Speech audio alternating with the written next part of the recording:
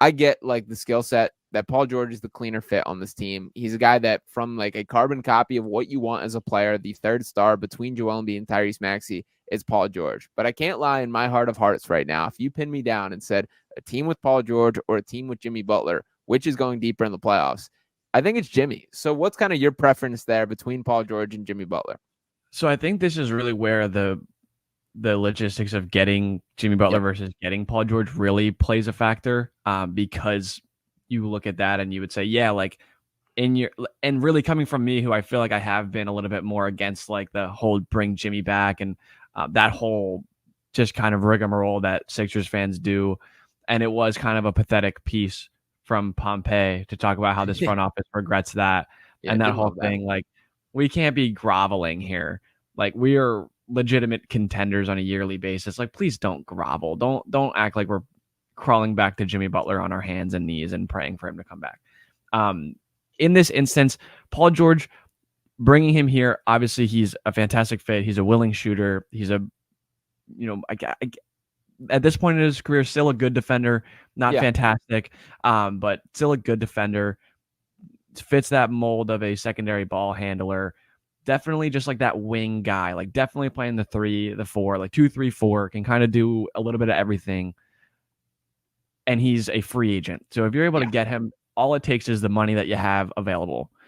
But in order to get Jimmy Butler, you not only have to trade for him, you also have to extend him. So you have this whole mess that brings Jimmy Butler along. I hate to say that. I think I would probably prefer Jimmy Butler in this instance, just because, like you said, I feel like bringing him back to Joel is a great morale situation. I think that the point guard down the stretch would be Jimmy Butler, and Tyrese wouldn't have the issues with that as prior people had issues with that.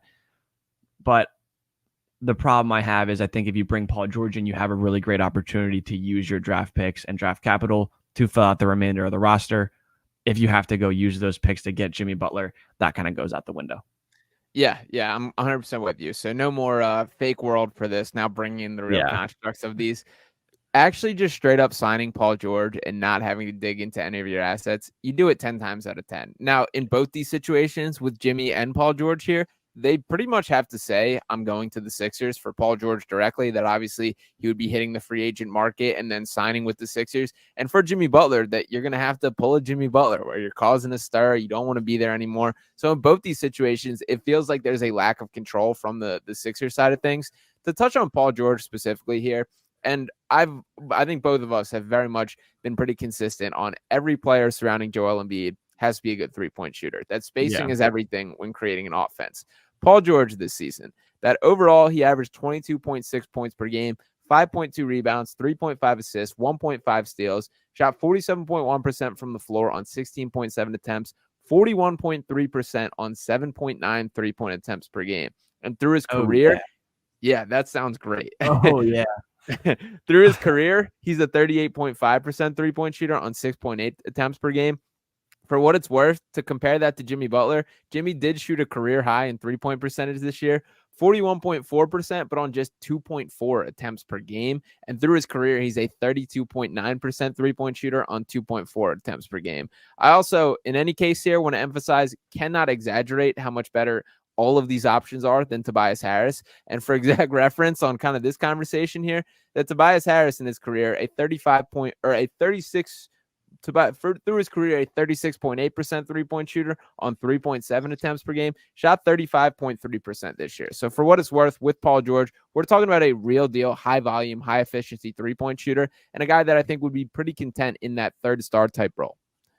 Yeah, I'm going to start a petition to just not ever talk about Tobias Harris ever again. I think that starts today. I'm going to drag him. I'm dragging him all year. No, don't do it, please. I think the sooner we forget, the better we're all off for that. But yeah, I think Paul George has exemplified the fact that he can exist with other stars, other players that need the ball a lot, and he's willing to mold himself to different situations. You know, he's had obviously his own like stardom, and his team with Indiana, he played a co-star role with an MVP, Russell Westbrook. And now he's in LA, you know, obviously with another list of stars, For all of these guys, you have some health concerns. I think Paul George and Jimmy Butler both are guys that do not come with a clean sheet, and they're both aging, and you kind of cement yourself into that window of, hey, we're doing this until Joel, he starts to have that end of his career. We're doing this, and then Tyrese is basically the only window to the next era of Sixers basketball. That's why I think that they are being careful with this and probably looking towards, hopefully, I think that's why Mitchell and Bridges probably climbed up my board, just because you can kind of bridge that gap with the two of them. But Paul George is an unbelievable player, and he would be, if you have this exact team that you had this year, or a very similar makeup, which you realistically could do if you max out Maxey, which you're going to do. You're going to bring in, say, Paul George for a max contract. You still have something close to like a $17 million contract, a trade exception, and then a bunch of picks and to make or trade. And then you also have, your vet minimums and things of that nature. So you could build out, I think, a vaguely similar roster to what you had this year, but you replace the $40 million that you spent on Tobias and you use that for Paul George. That'd be pretty ideal. Yeah, absolutely. And to dive into the Paul George conversation directly here, so we know the situation that he seems dead set on wanting a max. The Clippers are not going to give it to him and will not pay him more than Kawhi Leonard. Seemed like they gave Kawhi that contract with kind of setting the standard of like, we got to keep some room for everybody to eat there. Still all getting paid quite handsomely. The difference between what the Clippers are offering and what the Sixers can, because we know what comes with bird rights, it's not as significant as people are making out to be. And when you're Paul George, you do have to think here that this is a Los Angeles kid, grew up out there. His parents are courtside at games. Do you truly want to step out of Los Angeles and come to Philadelphia, where there is a ton more pressure than you have right now?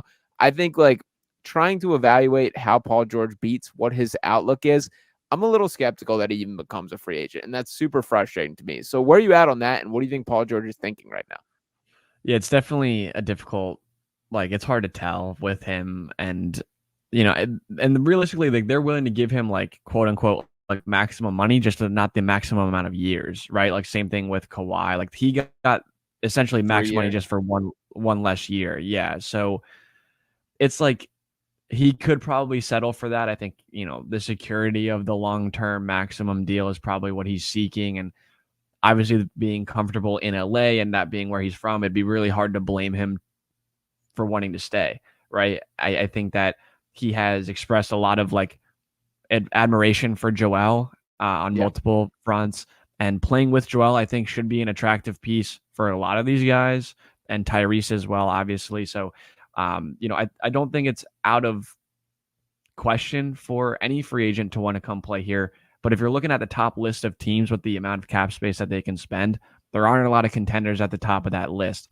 I think that's why they've been so dead set on this cap space plan, and they have the chance to capitalize on it. But when you're looking at Detroit, and obviously Orlando had a good year, but got to assume that they're a couple years away still.